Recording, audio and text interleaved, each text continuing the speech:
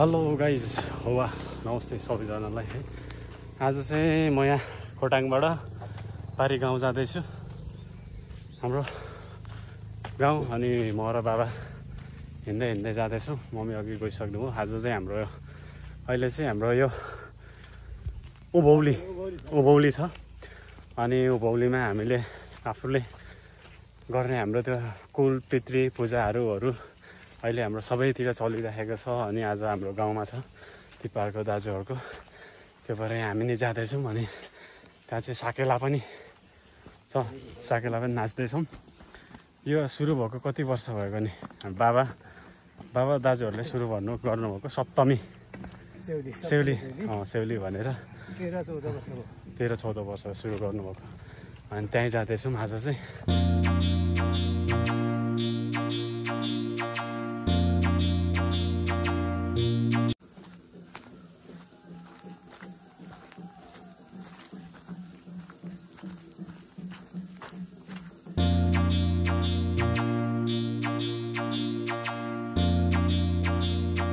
ल अहिले चाहिँ म हाम्रो यो पखवा छेउमा आइपुगेँ। अनि यो पारी देखिँदै गरेको हाम्रो गाउँ है। आज चाहिँ त्यहीँ माथि सेउली चाहिँ त्यहीँ माथि भइरहेछ।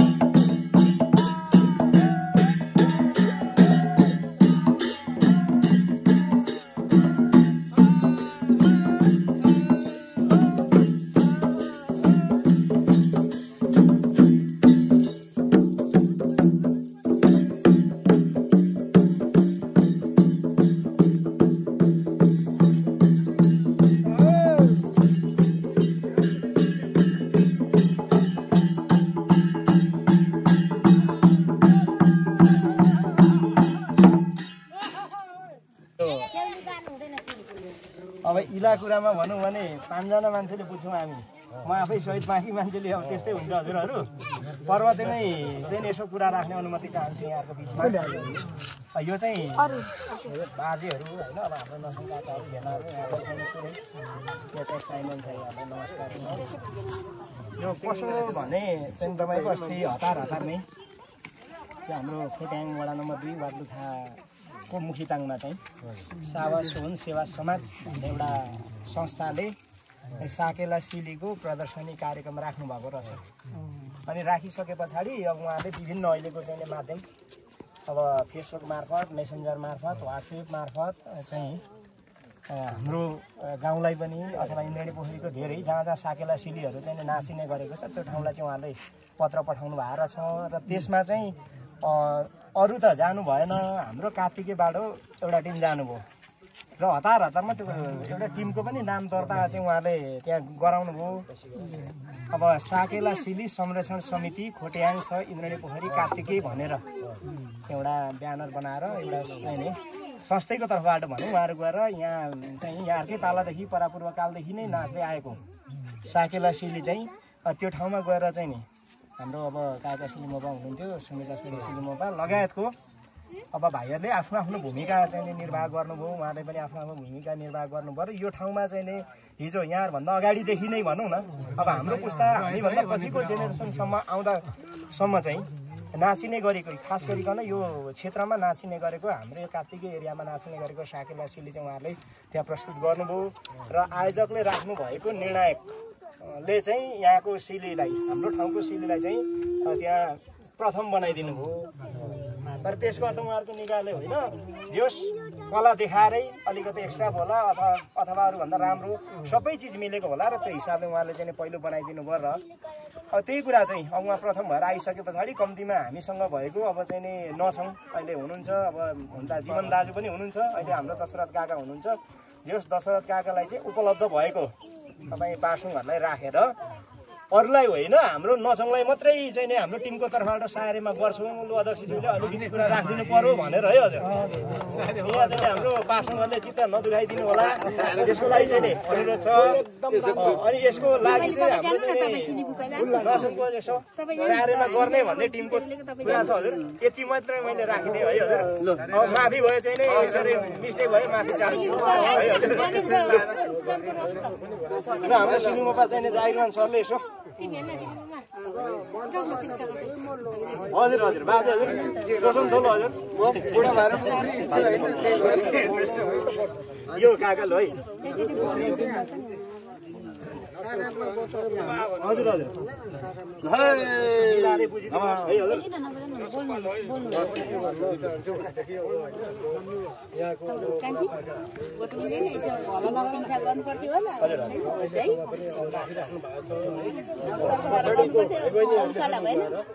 यस्तै सिलीहरू गरेर होइन बिर्सेको सिलीहरूलाई पनि कोट्याउँदै निकाल्दै सिक्दै जानुपर्छ भन्ने मेरो पनि धन्यवाद।